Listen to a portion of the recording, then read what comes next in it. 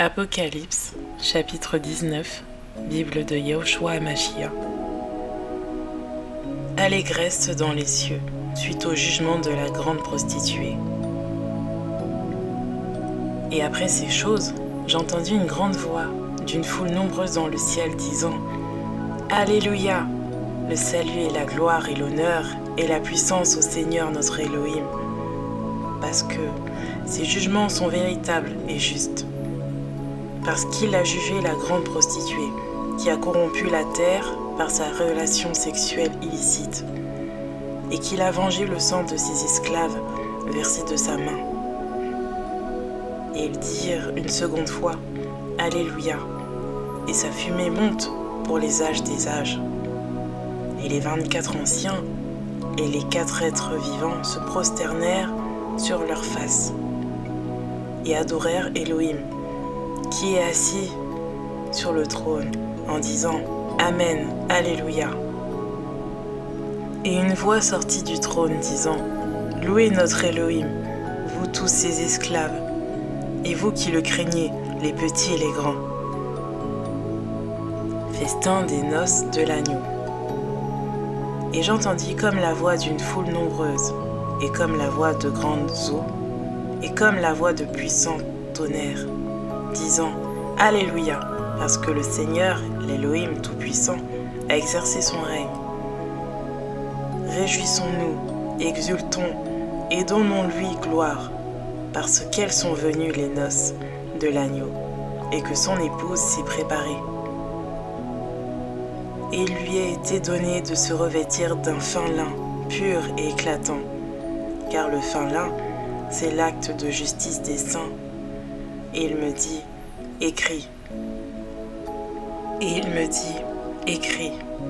Bénis ceux qui sont appelés au souper des noces de l'agneau. Et il me dit aussi, ce sont là les véritables paroles d'Elohim. Et je tombai devant ses pieds pour l'adorer. Mais il me dit, non, attention, je suis ton compagnon de service et celui de tes frères qui ont le témoignage de Yahushua. Adore Elohim, car le témoignage de Yahushua est l'esprit de la prophétie. Seconde venue du Mashiach dans la gloire. Et je vis le ciel ouvert, et voici, parut un cheval blanc, et celui qui est assis sur lui s'appelle fidèle et véritable.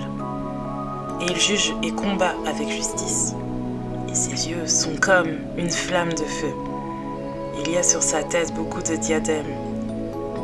Il a un nom écrit que personne ne connaît, excepté lui-même. Et il était revêtu d'un vêtement trempé de sang. Et son nom s'appelle la parole d'Elohim. Et les armées qui sont dans le ciel le suivaient sur des chevaux blancs, revêtus de fin lin blanc et pur. Et de sa bouche sort une grande épée tranchante, afin qu'il en frappe les nations. Il les gouverna avec un sceptre de fer, et il foulera aux pieds la cuve du vin, de l'indignation et de la colère de l'Elohim Tout-Puissant. Et il a sur son vêtement et sur sa cuisse ce nom écrit, Roi des rois et Seigneur des seigneurs. Bataille d'Armageddon. Et je vis un ange qui se tenait debout dans le soleil. Et il cria d'une grande voix, disant à tous les oiseaux qui volent au zénith dans le ciel, « Venez et rassemblez-vous pour le grand souper d'Elohim, afin de manger la chair des rois, et la chair des chefs militaires, et la chair des puissants, et la chair des chevaux, et de ceux qui sont assis dessus, et la chair de tous, libres et esclaves, petits et grands.